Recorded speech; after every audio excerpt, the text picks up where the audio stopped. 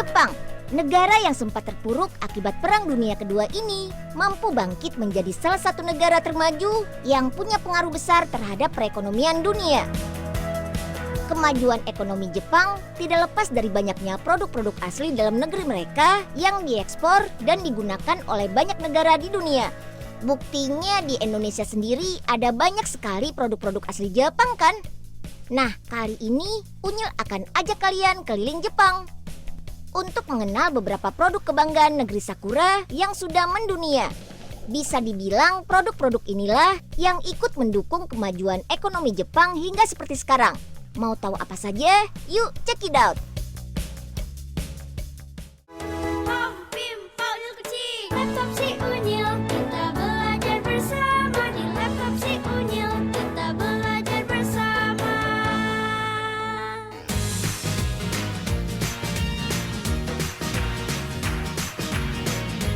Wush, wush, wush.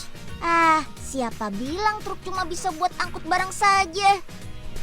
Buat kebut-kebutan juga bisa kok. Nggak kalah sama mobil-mobilan sport. Ini adalah kejuaraan Rally Dakar, yaitu kejuaraan rally tingkat dunia yang dulu dikenal dengan sebutan Rally Paris-Dakar. Rally lintas negara ini sudah ada sejak tahun 1979 loh. Kemudian pernah dibatalkan di tahun 2008 karena memakan korban baik para pembalap ataupun masyarakat sekitar yang dilaluinya. Jadi bisa dibilang sih Rally Dakar ini salah satu kejuaraan rally paling berbahaya. Nah, ini dia salah satu truk yang pernah digunakan dalam Rally Dakar. Untuk mengenang ketangguhannya, truk ini sekarang menjadi salah satu koleksi di Museum Hino, kota Tokyo, Jepang. Mumpung lagi di Tokyo, Jepang nih, Unyil akan mengajak kalian mengunjungi pabrik pembuatan truk tangguh kebanggaan negeri Sakura ini. Come on!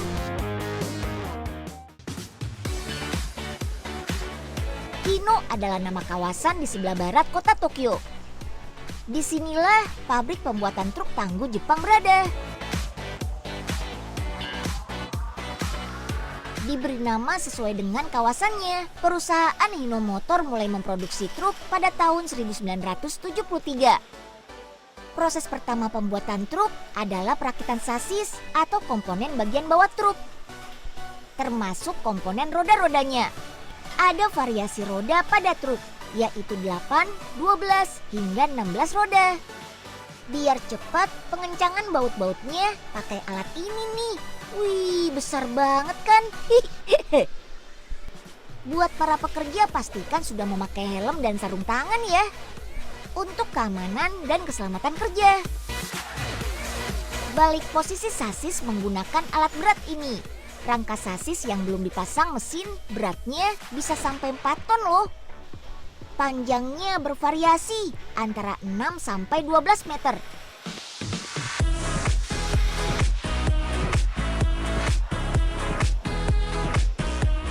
Jangan lupa pasang tabung udara untuk mengalirkan udara ke rem. Sistem pengereman dengan aliran udara ini dikenal dengan full air brake atau bahasa umumnya rem angin. Dengan sistem ini, daya cengkram rem untuk kendaraan berat seperti truk jadi lebih kuat. Untuk merakit satu buah blok mesin butuh waktu sekitar 3 jam sampai mesin siap dipasang ke rangka sasis.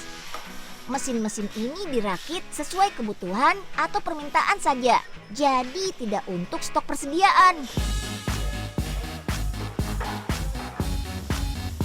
Nah, ini dia mesin yang sudah jadi. Beratnya mencapai 2 ton loh. Kapasitas mesin yang digunakan untuk truk ini juga bervariasi sesuai dengan tipe truknya. Mulai dari 9.000, 11.000, hingga 13.000 cc. Besarnya kapasitas mesin inilah yang mendukung truk untuk bisa mengangkut beban berat hingga bertonton. Wah, mantap deh! Lanjut kita lihat perakitan kabin atau ruang kemudinya yuk. Biar kuat merakitnya harus menggunakan las berteknologi robot. Setiap kabin yang akan dibuat ini sudah diprogram sesuai kebutuhan. Wah, keren kan? Nah, buat mesinnya di sini nih, Bul. Wah, keren Nyil. Tapi kok orangnya pada serius begitu Ya sih Nyil? iyalah, yang namanya kerja itu kan harus serius dan fokus. Nggak boleh diganggu dan nggak boleh sambil bercanda. Nanti kalau salah masang gimana Ya, coba? padahal Embul pengen nanya-nanya nih. Gimana dong Nyil? Bul gaya banget sih. Emang bisa apa bahasa Jepang? Emang mereka nggak bisa bahasa Indonesia ya Nyil? Ya nggak bisa lah, kan di sekolahan sini nggak ada pelajaran bahasa Indonesianya, Bul. Gimana sih, Bul? Udah ayo Bul. Ya, tahu gitu. Embul belajar bahasa Jepang dulu sebelum kesini Nyil. Sekarang kita pasang kabinnya yuk. Kabin yang sudah dirakit lengkap dengan tempat duduknya ini beratnya hampir 1 ton loh. Setelah kabin terpasang, berikutnya tinggal pasang roda-rodanya. Ukuran diameter roda-roda ini bervariasi. Ada yang 19,5 inci dan ada juga yang paling besar yaitu 24 inci. Pasang dan kencangkan baut-bautnya secara otomatis. Sip, truk tangguh made in Jepang sudah jadi nih.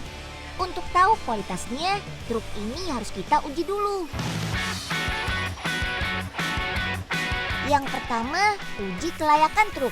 Mulai dari uji kenyamanan kabin, uji komponen kelistrikan, fungsi lampu-lampu, hingga fungsi sistem pengeremannya. Yang kedua, ada uji kecepatan.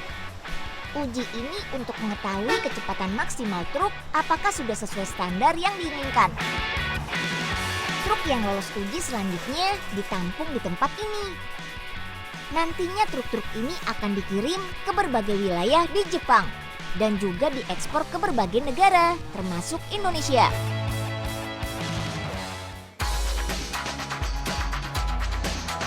Bicara pertanian Jepang, pasti tidak akan lepas dari tanaman padi. Karena masyarakat di negeri matahari terbit ini juga menjadikan nasi sebagai makanan pokok mereka. Meski luas lahan pertanian di negara ini hanya 12% dari luas daratan negaranya, tapi teknologi pertanian Jepang sudah sangat maju. Sehingga negara ini bisa masuk dalam daftar 10 produsen beras terbesar di dunia dengan angka 7,9 juta ton per tahun. Namun demikian, tingkat konsumsi nasi masyarakat negeri Sakura justru tergolong rendah loh, yaitu hanya 30 kg per tahun. Angka ini 4 kali lebih rendah dari Indonesia dan bahkan menjadi yang terendah di antara negara-negara Asia lainnya. Apa sih kelebihan beras Jepang ini dibanding beras lainnya? Terus ada yang tahu nggak kenapa nasi di Jepang bisa lebih pulen dan lengket? Nggak kayak nasi di Indonesia kan? Yuk kita cari tahu, come on! Nah ini dia nih Bul, beras Jepangnya. Beda kan Bul, nggak kayak beras di Indonesia. Iya Nyil, kalau dimasak pasti enak nih. Kita bawa pulang aja yuk Nyil. Lumayan, nanti kita buka restoran Jepang di kampung kita. Sembarangan Ya nggak, aja. Nyil? Di kampung kita mana ada yang suka makanan Jepang Bul. Mereka tuh senangnya nasi uduk. Ya udah, kalau gitu kita bikin nasi uduk pakai beras Jepang aja Nyil. Gimana? Si Embul, makin ngasal aja. Kalau mau bikin nasi uduk sih, ngapain nyari berasnya jauh-jauh ke Jepang? Pakai beras Cianjur juga udah bisa kali. Udah ayo, jangan ambil beras tanpa izin Bul. Gak boleh tuh. Payah nih Unyil, gak ngerti inovasi.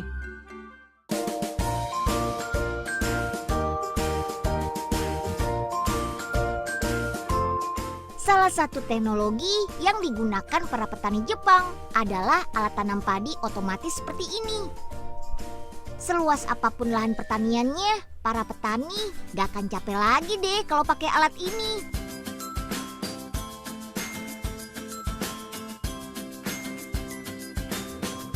Selain membantu memudahkan para petani, hasil tanamnya pun jauh lebih rapi. Sehingga tingkat produktivitas tanaman padi jadi lebih tinggi. Padi yang baru ditanam ini selanjutnya baru bisa dipanen setelah 3 bulan. Sama seperti negara 4 musim pada umumnya, masa panen padi di Jepang juga dilakukan di bulan September dan Oktober. Oke deh, waktunya panen. Panen padi di Jepang dilakukan dengan mesin panen ini. Secara otomatis, mesin akan memotong tanaman, memisahkan jerami, membersihkannya, dan sekaligus menampungnya dalam wadah khusus. Dengan bantuan mesin, lahan panen padi seluas ini bisa diselesaikan hanya dalam waktu beberapa jam saja loh. Wah, hebat kan? Penggunaan teknologi canggih di bidang pertanian ini adalah salah satu upaya yang dilakukan pemerintah Jepang untuk mengajak masyarakatnya agar mau bertani. Bahkan pemerintah juga siap memberikan bantuan langsung kepada siapapun yang mau menjadi petani di negeri ini. Wah, keren banget ya. Kalau di Indonesia ada nggak ya program seperti ini? Oh iya, padi yang ditanam di Jepang sebagian besar adalah varietas Japonica rice. Bentuknya lebih bulat dan komposisi nutrisinya jauh lebih menyehatkan. Orang Jepang menyebut beras yang baru dipanen ini sinmai. Setelah panen selesai, selanjutnya padi akan didistribusikan ke pabrik pengemasan. Dan salah satu pabrik terbesarnya ada di Hokkaido.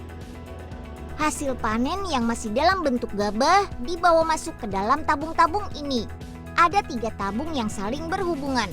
Di tabung pertama, gabah digiling secara otomatis untuk mengupas kulit sekamnya.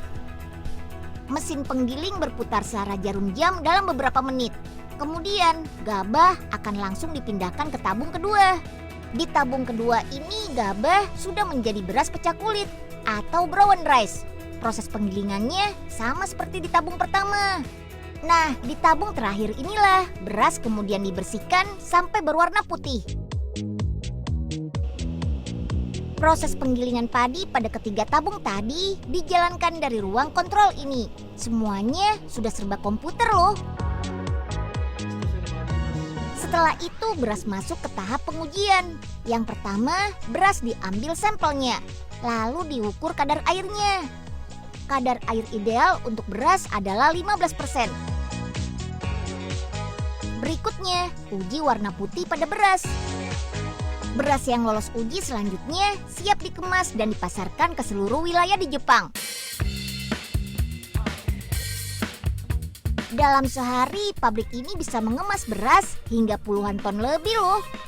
Pengemasannya dijamin bersih dan higienis. Lihat saja tuh, semuanya serba mesin. Banyak yang mengakui beras Jepang punya kualitas terbaik karena punya rasa yang lebih lezat serta teksturnya yang pulen dan lengket. Kualitas beras Jepang ini banyak dipengaruhi oleh lahan pertaniannya yang sangat subur. Hampir sebagian besar padi di Jepang ditanam di tanah vulkanik yang kaya akan unsur hara, sehingga kandungan nutrisinya jauh lebih sehat dari beras biasa. Selain itu, beras sinmai yang baru dipanen saat musim gugur juga punya rasa yang lebih fresh dan enak dibanding beras komai atau yang sudah disimpan lama. Nah, kalau yang membuat tekstur beras Jepang ini pulen dan lengket adalah kandungan amilosanya yang rendah, yaitu hanya sekitar 12-15% saja. Karena itulah beras Jepang ini mudah diambil pakai sumpit dan cocok diolah menjadi sushi atau onigiri. Gimana? Siapa yang mau coba beras Jepang? Oishi banget.